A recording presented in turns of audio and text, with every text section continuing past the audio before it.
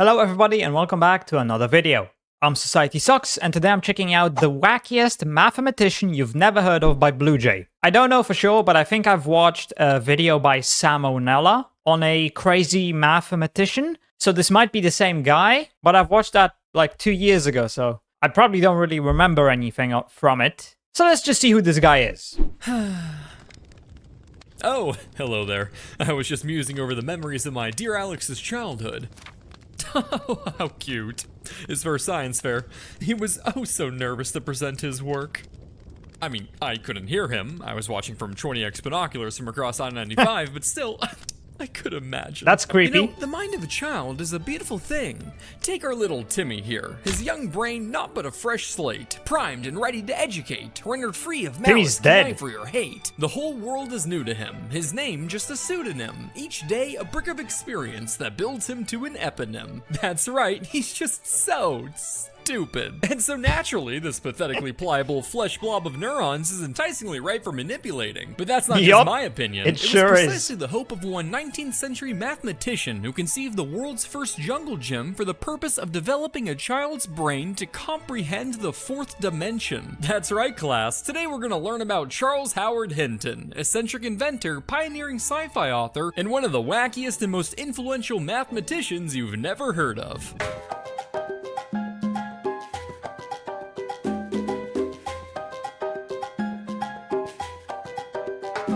From the moment he was born, Charles Hinton's life was marred with misery, as not only did his father ostracize his family by being a devout advocate of polygamy, but because he was born British. Growing up in 19th century England under the care of a wealthy surgeon who laid so much pipe that his most notable quote was, "Christ is the savior of men, but I am the savior of women," oh my god, any child to be a bit eccentric, and Charles was no exception. His earlier years were rather ordinary. He went to university, got married, dined with eugenicists with a piss kink, you know, typical British things. Excuse me? Got married, dined with eugenicists. According to Ellis in My Life, his friends were much amused at his being considered an expert on sex. Some knew that he reportedly suffered from impotence until the age of 60, when he discovered that he could become aroused by the sight of a woman urinating. Oh my god. Why? The piss kink, you know, typical British things. But it was only after receiving his bachelor's degree from Oxford that things really started to get interesting. In 1880, Charles shook the intellectual world by publishing his... Although, I mean, when you think about it, a woman squirting when she's having an orgasm, it's basically just the same as her taking a piss. Well, it's not the exact same, but it's kind of close. Essay, What is the Fourth Dimension? Where he provided thought experiments for a theoretical conceptualization of a fourth dimension of space. While he didn't invent the concept, his paper popularized the idea of the fourth dimension for the first time in history. But it wasn't just the vogue of academic circles. While the late 1800s saw an explosion in scientific advancements, it also saw an explosion in societal wackiness. We are talking about the Victorian advancements. It also saw... Is that a dead cat? Like a taxidermied cat. And that's a... what, a squirrel? I think it's a squirrel. Kind of looks like one. That's sick. An explosion in societal wackiness. Not sick as in cool, sick as in after all. Actually in 1880 just so happened sickening. to be the peak of the spiritualism movement in Victorian England. Ooh, I can see him. He's right there in the fourth dimension. My father? You're sure? Oh yeah, that's him all right. But he's in a pinch. Looks like the 4D cartel is holding him for ransom. We need 50,000 space coins to speak to him with his head intact. What? Holy shit, they could die again? Yeah, and it's messy. Blood gets literally everywhere. I had to shoot a ghost in Bangkok from Paris and found brain matter in my trunk in El Paso. Anyway, I got a guy we can shake down for some cash. Here, hold this. What is it? 4D gauge pump action for intimidation, and also if any Tesseractosaurus come by. But be careful, the buckshot expands infinitely in all 3D directions, and it goes off for, like, no reason. Jesus! Okay. Pedro, how's it going, my man? I wouldn't do that if I were you, hombre. I've got a wormhole bullet aimed right at little Miss Isabella's cabeza right now. How's about you cough up that money you owe me, or I'll give her kindergarten class a lot more red paint for arts and crafts time. Shit, it's the planner feds. Who the fuck did you talk to? I've just been here, man. Shut up. Damn it. Oh, God. Okay, put this on. It'll de-dimensionalize you. Follow me and keep quiet. Okay.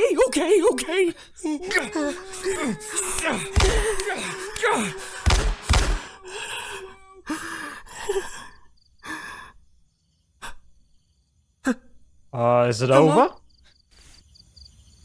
What the? God damn it, he took my wallet! Psychics and mediums alike. Wait a minute, are you cold? No, I'm fine. Oh my gosh, you're shivering. I'm really not. Here, child, I'll take care of you. Oh. Has modern news got you feeling bogged down? A little crushed? It's an and it's a screens alike. Glad to have Ground News as a sponsor. And now, back to the video. Psychics and mediums alike seized onto the emerging popularity of the fourth dimension as a scientific validation for the spiritual connections they peddled in their seances. While Hinton's original essay didn't make mention— I know I don't get many views, I don't have many people who watch these videos, but the few people who do watch this, please, for the love of God, tell me you don't believe in all that spiritual nonsense. Please tell me you don't believe in the seance crap or the fucking, was it the magic ball? Those people are just scamming you, okay? They're just stealing your money. That's all it is. Of anything spiritual, he did start to write about religious implications later on, and his publisher threw more fuel on the fire he went by insane. adding the subtitle Ghosts Explained to one of his republished papers. Gotta sell this nerd shit somehow, after all. The scientific essays alone were a bit too boring for Hinton. If he was gonna write about mind-bending theoretical science, he was gonna do it in style. So before it was ever even considered a genre, Charles chose to express his thoughts on the fourth dimension through science fiction novels that he called scientific romances. One such work, titled Stella, followed the story of an invisible girl, a rather novel concept at the time, which went on to influence H.G. Wells' titular book, The Invisible Man, kickstarting the modern-day invisibility trope prevalent throughout Western media. Harry Potter can go invisible? I have never read or watched Harry Potter. I've never watched The Incredibles, and, what was she called? The character in the bottom. I know she's from Marvel Rivals. Is it Sue Storm? I think so, I don't know. Modern-day invisibility trope prevalent throughout Western media. In one of his nonfiction works, Charles Hinton invented a new theoretical geometry to aid in the visualization of the higher dimension, a fourth-dimensional hypercube that he called a tesseract, a word I'm sure you've all heard many times before, if not from your own study of theoretical physics, then from that one MCU-obsessed relative with a questionable lock screen who's racked up more hours watching the Avengers than they've spent in a shower. And while we have words like up more hours, I mean, that lock screen. Damn. Watching the Avengers than they've spent in a shower. And while we have words Smash, like up, next down, question. left, and right to describe 3D motion, Hinton also defined the terms for movement along the fourth dimensional axis as kata and ana. Oh, God. First the MCU, and now literally the word katana broken in half. I can't help but wonder if he was actually a genius or just another weeb born too early for Reddit. I think he was just a Ideas, weeb. Charles. Kata and ana, you say? Do you have any accompanying diagrams I could ponder? Oh yeah, it's just in my room. Wait, don't go in! Oh my God. Let's see how many of these I recognize. Never watched Demon Slayer. Never watched Konosuba. Don't know what the one in the top right is. The one in the bottom left is, I don't know, some random anime girl. Oh, wait, I muted. What the fuck? Accidentally muted. Demon Slayer? Bro, that shit's peak! But regardless of any theoretical karma farming, his impact cannot be denied. From occultists to filmmakers, Hinton influenced some of the greatest stories of the 20th century. So many different popular setting the shows. groundwork for the dimensional horror. You know, now that I think about it, I am sitting on so much possible content. I could make reaction videos to anime. People love that shit. And, I mean, hell, I don't know, it could be good. The only examples of anime I've seen were My Hero Academia and Ruby, which were, well, the first 3 volumes of Ruby were decent. Everything else, terrible. My Hero Academia, I thought it was cringe as hell. Yeah, dog shit, really. I can't stand, what is it called? Shonen? I think that's what My Hero Academia is. It's a shonen. Can't stand it. It's dog shit. The whole power of friendship and that kind of crap. Oh, God, no. Genre is one of the greatest stories of the 20th century, setting the groundwork for the dimensional horror genres that plague internet culture today. I mean, even the great H.P. Lovecraft took inspiration from Hinton's theories. I've been excited to hear about this next big thing you've been working on, Lovecraft. You say it was inspired by this Charles Hinton figure? Yeah, so check this out. It's about this autistic ninja kid with a fox demon thing inside him. He's got a crush on this pink-haired ninja chick who hates him, but she's got a crush on the edgy ninja kid with magic eyes. So it's really funny when the autistic kid kisses the edgy kid because they're fighting over a seat in class or whatever. Now, the kid wants to become the leader of the ninja village, so he gets training from a sounds like some anime sex offender stuff. named Jinraya. Leader of the ninja village, so he gets training from a registered sex offender named Jinraya, who agrees to teach him so long as he keeps turning himself into a naked girl for him to ogle at. I don't know, I was pretty high when I wrote that part. Anyway, shit gets crazy and there are these epic sword battles like shoom shapoo. Is that and they throw ninja stars like phew, phew. But is that a before you get to description those of an parts, there's actual like 10 anime? hours of the kid delivering muffins and talking about believing in himself or some shit. What? Here, just take a look. Naruto. What the fuck is a sexy jutsu? It's peak, trust. Please tell me that wasn't an accurate description of what Naruto is. Actually, I think Naruto is also a shonen, just like My Hero Academia, so it's probably also garbage. Yeah, I don't know what Anyway. this is, but it makes me want to shower, so I think we'll pass. You're missing out. This idea is gonna pop off one day. Yeah, maybe if everyone gets stupider from people putting lead in gasoline or whatever, but that would never happen. It's Whatever. happened. So, do you have more horror books? Yeah, I've got more fucking horror books. But just as Hell one yeah, dimension actual good wasn't stuff. enough for Charles, neither was one wife. So he went from questioning the laws of reality to Well, the just laws like his of father. society by marrying and having twins with a second woman. Now, you may be wondering why a published and intelligent mathematician with everything going for him would risk breaking the law instead of just having an affair like a normal privileged man. But perhaps he thought if he collected enough wives like Pokemon, I mean, hey, go to the Middle East. You can have multiple wives there completely legally. he could achieve a fourth-dimensional ball and chain. Of course, he wasn't able to keep his double life secret for long, so shortly after getting his master's degree, word got out and he was arrested for bigamy, destroying his reputation and work what? prospects in England. Word got out and he was arrested for bigamy, destroying his reputation and Bigamy. work prospects in Okay. England. Oh, Charles, you've done it this time. Guess the apple doesn't fall too far from the tree. Looks like you're gonna have to find somewhere else to live.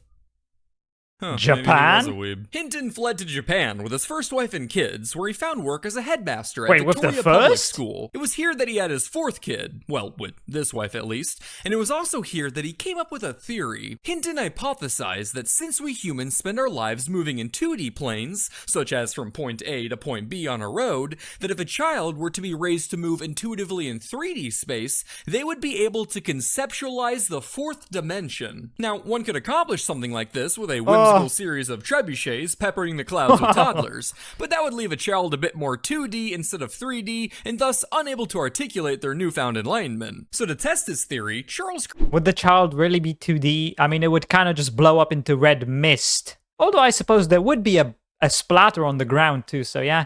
A part of it would be 2D, part of it would just turn into a gas. created stacks of bamboo cubes arranged in an XYZ coordinate system, where he would run experiments. Would red mist made out of blood be a gas or a liquid? No, it'd probably still be a liquid. What the fuck am I talking about? By yelling Let's out just move spots on. for his kids to race to. This way, a child could develop a fundamental understanding of 3D spatial movement with relative safety, even if it was lamer than my idea. X3, Y2, Z4, go!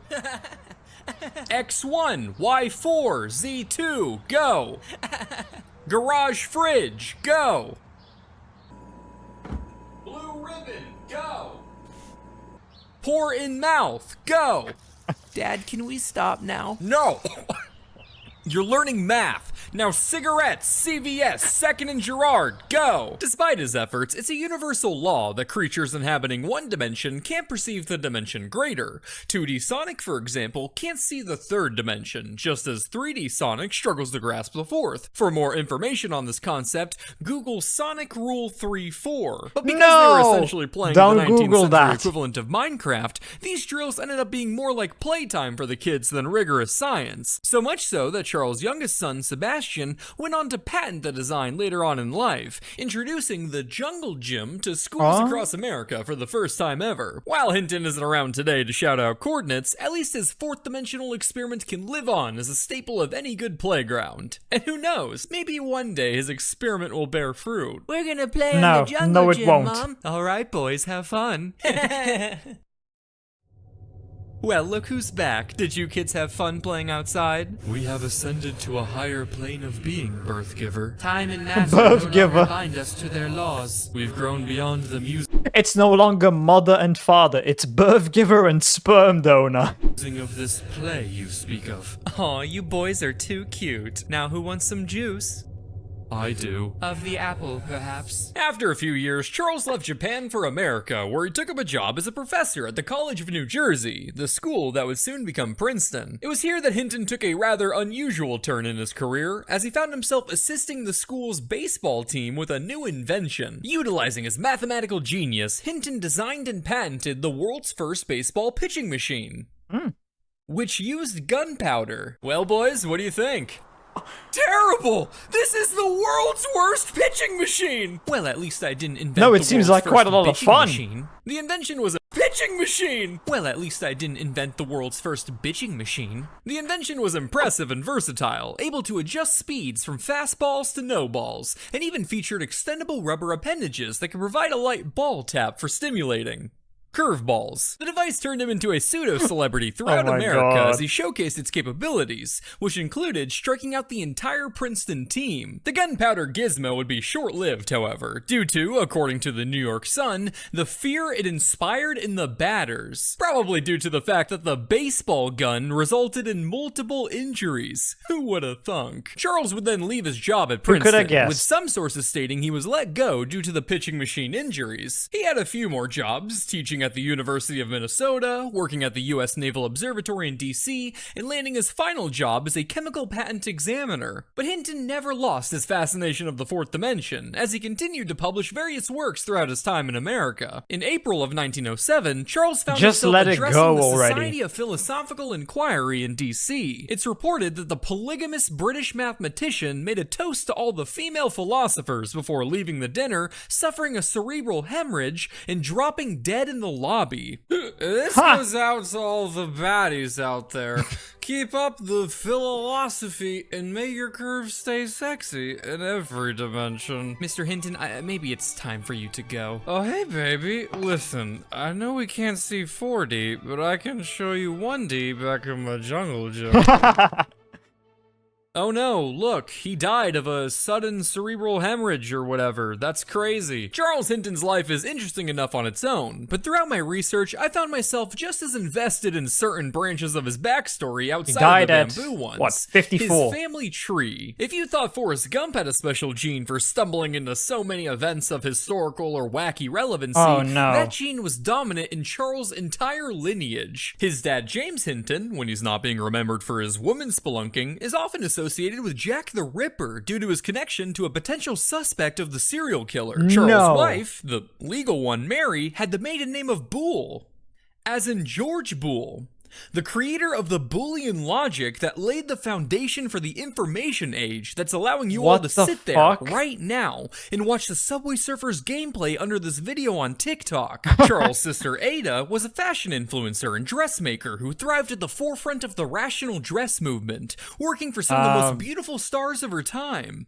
But not of all time. One of his grandsons, Howard, became an etymologist, famous for not only his lifelong work studying beetles and discovering an extra stage in insect metamorphosis, but also for, despite all that, still finding a way to get laid. One of his sons, Jeffrey, became a computer and cognitive scientist, winning both the Turing Award and the Nobel Prize damn. in Physics for his work in that's artificial neural recent, too. networks, earning him the nickname the Godfather of AI. But perhaps his biggest claim to fame is being the clear inspiration for Shrimp from Smiling Friends. Charles' granddaughter Joanne was a nuclear physicist and one of the rare women who worked on the Manhattan Project, creating the very atomic bombs that would terraform Japan into the anime wonderland of her grandfather's dreams. Regretting her part as a nuclear future inducer, she moved to China during the peak spicy years and helped contribute no. to Mao Zedong's vision. Her brother William documented said spicy years while working the fields, returning to the States with notes on the so-called freedomless land, which were confiscated by the FBI, who blacklisted him from any teaching or employment in the land This of family freedom. tree is He published nuts. books on his revolutionary experience in China, bloody violence and all, justifying it and selling hundreds of thousands of copies. A pretty sick nasty feat, but not nearly as sick nasty as when he ski raced in something called the American Inferno behind this guy. Sorry, I just wanted to give you a moment to take in what may be the hardest image I've ever seen. Seriously, I could go on for hours. Like, I didn't even mention the first Sea Lord in the family. While Hinton's story was cut short at the age of 54, his mark on society was only just beginning. His theory shined again in a cyberpunk novel in the 1980s, and he's even referenced in a 2005 teleportation feasibility study commissioned by the US Air Force. Which just goes to show that you should pursue your dreams, because even though your name may be lost to history, there's a chance that 100 years from now, even your ideas could help kill people in Iraq. Charles Howard Hinton. Iran right now. Although there was some in Iraq too. Regardless of when you're born, you're never born in the wrong time to be sent to the Middle East to fight for oil. For some old piece of shit who's dodged the draft because he was too much of a pussy to go to the military himself, but is now commanding. I'm talking about Trump. I think you've guessed that already. Yeah. Anyway, this guy was nuts. I don't think I really have much to add here. So yeah, I hope you enjoyed this video. If you did, please consider subscribing and leaving a like. If you want to see more reactions, check out this video right here. And with that, I hope I'll see you in the next video.